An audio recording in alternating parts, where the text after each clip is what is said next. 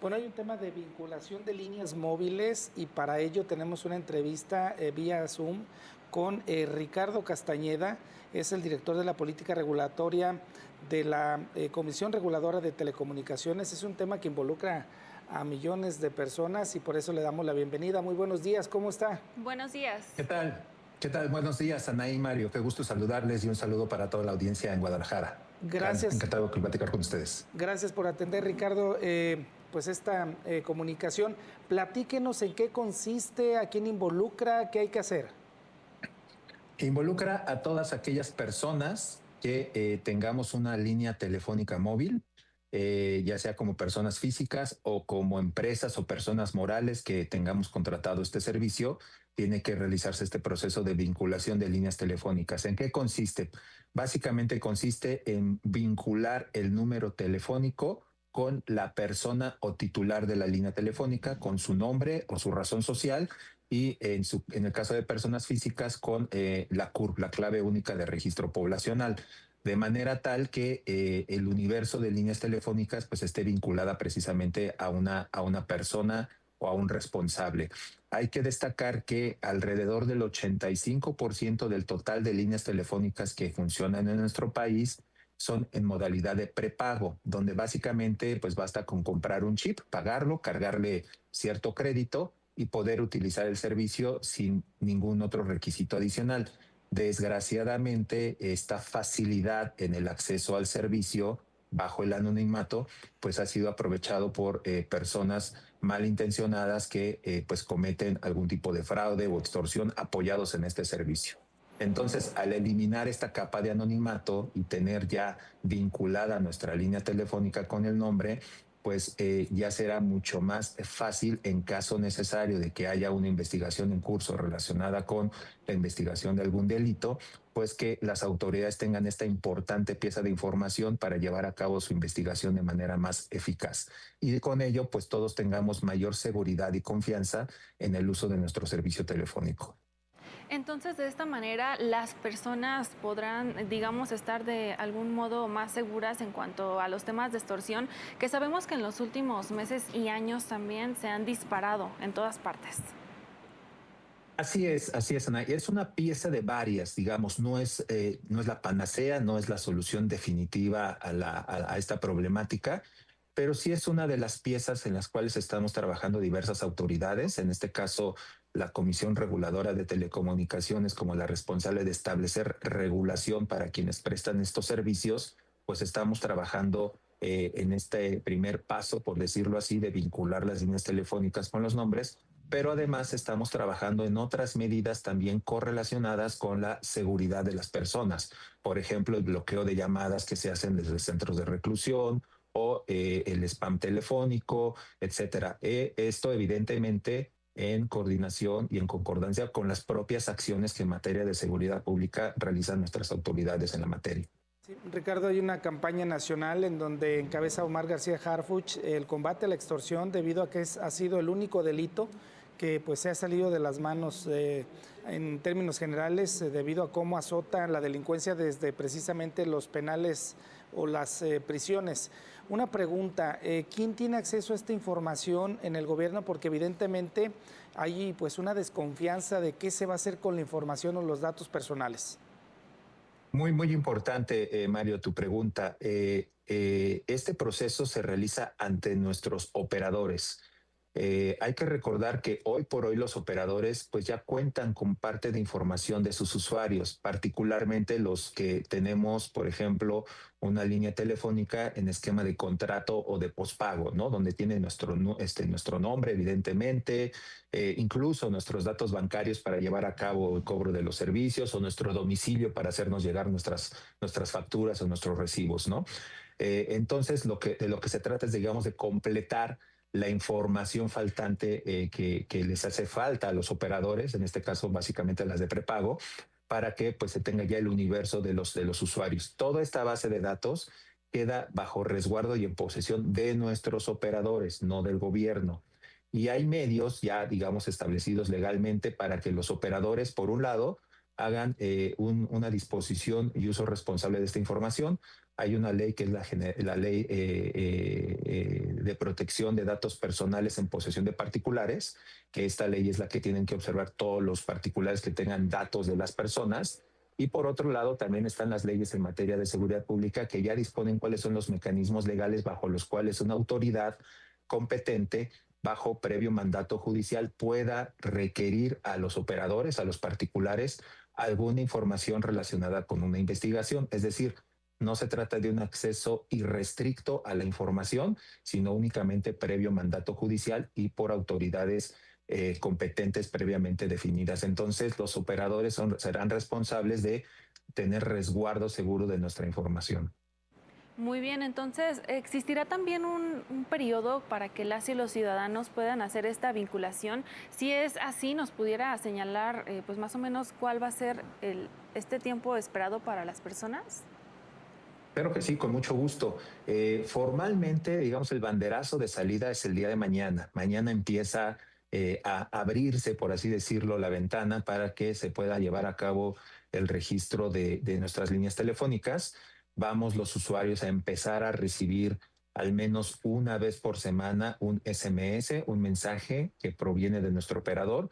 Ahí es muy importante asegurarnos de que este mensaje provenga efectivamente de nuestro operador y no de algún otro origen, digamos, desconocido o sospechoso, sino que sí venga de nuestro operador. Tiene que venir plenamente identificado en el mensaje el nombre de nuestro operador, y ahí en el mensaje va a venir un vínculo, un link de Internet para que podamos hacer clic en él y llevar a cabo el proceso en caso de que lo deseemos hacer de manera remota, o bien pues invitándonos a ir al centro de atención a clientes de nuestro operador.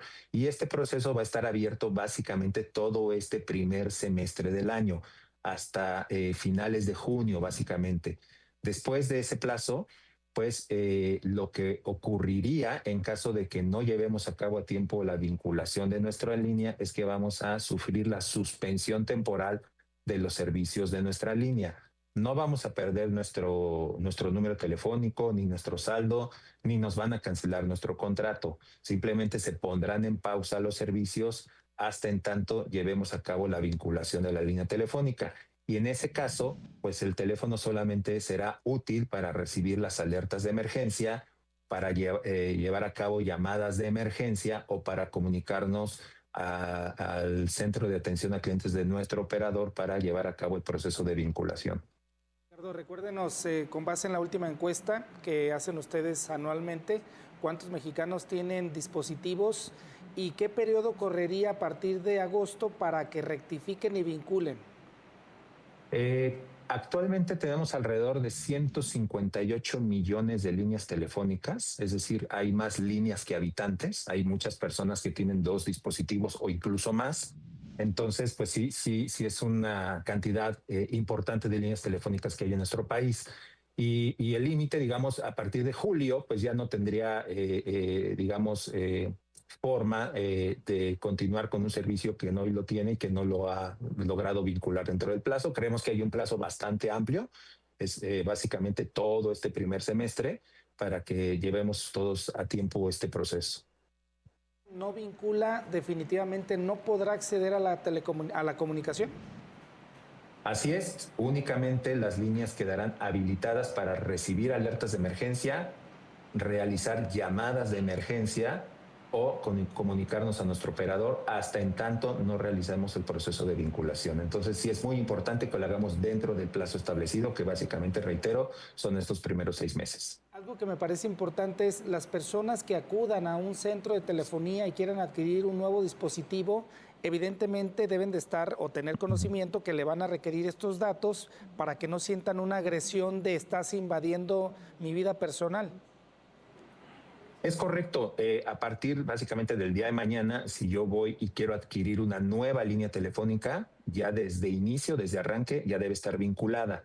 Entonces ahí el operador pues va a requerir, digamos, al menos uno de 3 documentos. Los 3 documentos que están previstos es presentar la credencial de lector con fotografía, o bien el pasaporte, o en su caso el documento nacional de identidad, o como se le conoce popularmente, la CURP biométrica. Entonces, cuando vayamos a adquirir una nueva línea telefónica a partir del día de mañana, se va a requerir algunos de estos 3 documentos para que podamos llevar a cabo la activación del servicio de una nueva línea telefónica.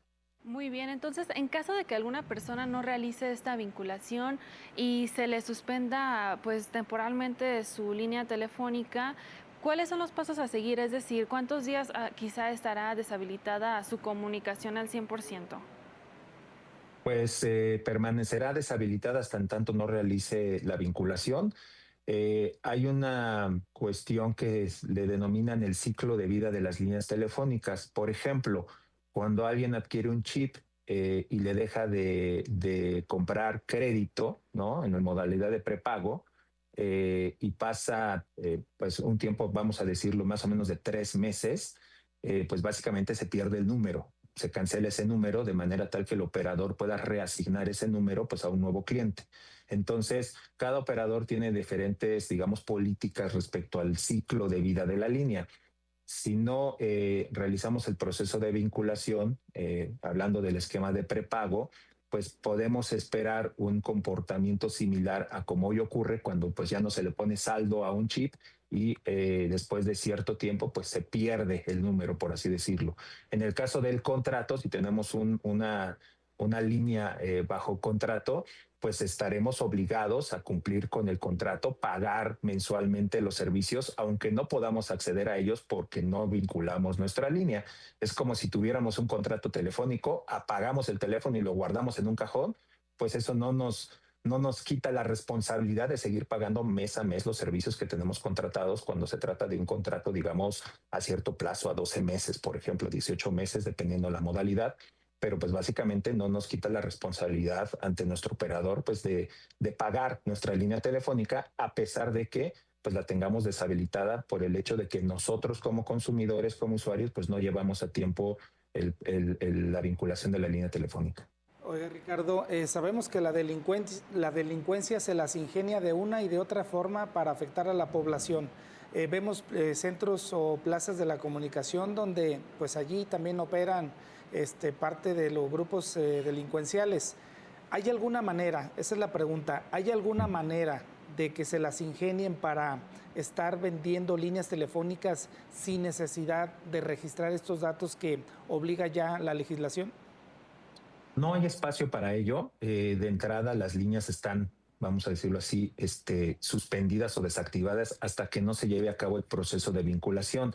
Y el proceso de vinculación es un proceso que trae diversos candados, por decirlo de alguna manera, candados tecnológicos, de manera tal que, por un lado, se valida la legitimidad del documento que se presenta con las bases de datos de el ente público que emitió ese documento, por ejemplo, la base de datos del INE. Se realiza la revisión de que esa credencial pues es legítima, efectivamente emitida por el INE, y por otro lado se valida que la persona que presenta ese documento es quien dice ser, lo que nosotros le denominamos una prueba de vida.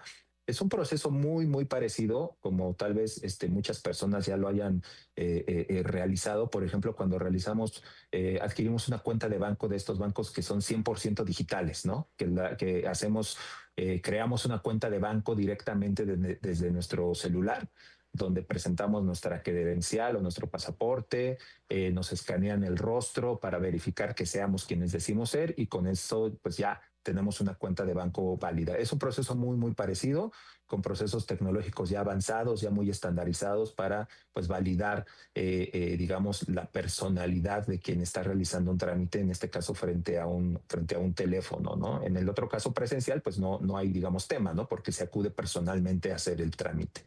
Por último, ¿qué pasa con las líneas extranjeras, por ejemplo, Estados Unidos, que llegan, se quedan aquí a vivir y están pagando desde aquí su línea, pero en Estados Unidos, en otro país? ¿Allí qué? Por lo pronto, los lineamientos aplican únicamente para los números nacionales, no para los números que están en roaming. Hay que recordar que justamente en este año pues tenemos la Copa Mundial de FIFA, donde pues se prevé también pues la entrada al menos temporal de una cantidad importante de personas extranjeras que muy probablemente traerán su propia línea telefónica, su propio número. Entonces, por lo pronto, la medida no está siendo aplicada a las líneas en roaming. No obstante, después de la celebración de la justa mundialista, estamos analizando qué acciones podemos llevar a cabo pues para atajar también la probable comisión de delitos a través de líneas con números extranjeros. Ricardo Castañeda, gracias por la entrevista. Es un tema sumamente importante por el tamaño o el volumen de mexicanos que ya utilizan dispositivos. De verdad que sí hay que atender esto porque simple y sencillamente quien no se vincule pues no estará conectado. Le agradecemos su tiempo. Que tenga un buen día. Gracias. Igualmente para ustedes. Saludos hasta Guadalajara. Gracias. Buen día. Gracias. Allí tiene pues este funcionario del Instituto de Telecomunicaciones. Híjole, qué tema tan relevante. Mucha gente, incluso la oposición, cuando se discutía este tema, alegaba que es algo así como el espionaje del gobierno para tener controlados a todos los mexicanos. A mí me parece que de cierta forma, ante el incremento en las extorsiones telefónicas, sí es importante que cualquier persona esté identificada para que sea el Ministerio Público o las autoridades de seguridad que puedan estar interviniendo y deteniendo también a los delincuentes que abusan de esta flexibilidad o vacíos que hay para que cualquiera pueda estar adquiriendo un chip y tener una línea sin necesidad de identificarse. Y es que precisamente adquirir un chip, Mario, era bastante sencillo. O sea, tú ibas a cualquier tienda de conveniencia y pudieras pues comprar alguno, utilizarlo para los fines que quisieras y luego desecharlo y comprar otro. O sea, realmente sí vemos al menos un punto a favor en este sentido. Y sabe, hay algo que es importante. En las tiendas de conveniencia, a ver, hay teléfonos inteligentes que sí o sí necesita dar su cuenta, no sé, si sea iCloud o también ahí se me fue la otra aplicación. Pero en los teléfonos inteligentes sí requiere tener usted las contraseñas que ya tiene de manera permanente. Pero, por ejemplo, en las tiendas de conveniencia venden unos celulares que no necesitan mucha tecnología y que no necesitan mayor información. Le dicen los famosos cacahuatitos. Sí, claro, que son los más antiguos. Exacto, son chiquitos, nada más para comunicarse. Pues ahí es donde delinquen estos delincuentes, porque como no requieren información, simple y sencillamente con un simple chip, no necesitan, como no tienen ese tipo de tecnología, mayor identificación, y es por donde están cometiendo los delitos. Incluso para detectarlos es casi imposible o se dificulta, porque evidentemente al no tener mayor información por parte de la persona, como correos electrónicos, cuentas, en fin, eso es lo que complica la labor de las autoridades para combatir la extorsión.